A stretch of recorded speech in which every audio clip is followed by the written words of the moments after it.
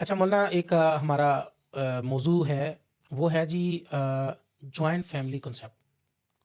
آج کے دور میں یہ بہت ساری میری بہنیں سوال کرتی ہیں، تو آپ ذرا اس کے اوپر روشنی ڈالیں کہ کیا جوائنٹ فیملی کنسیپٹ اسلام میں اس کی گنجائش ہے یا ہم ہندوستان سے لے کر آئے ہیں؟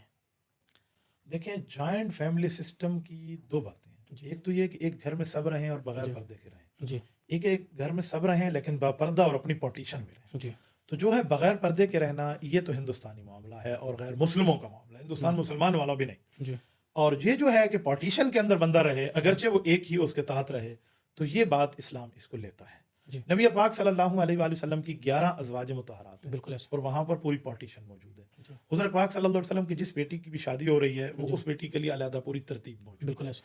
تو جوائنٹ فیملی سسٹم میں جہاں پر پردہ نہ ہو، جہاں پر آپس میں ایک دوسرے کے ساتھ کھل کھلا جی کے نہ محرم بیٹھیں، جی تو یہ ترتیب جو ہے یہ بالکل صحیح نہیں ہے، یہ غلط ہے.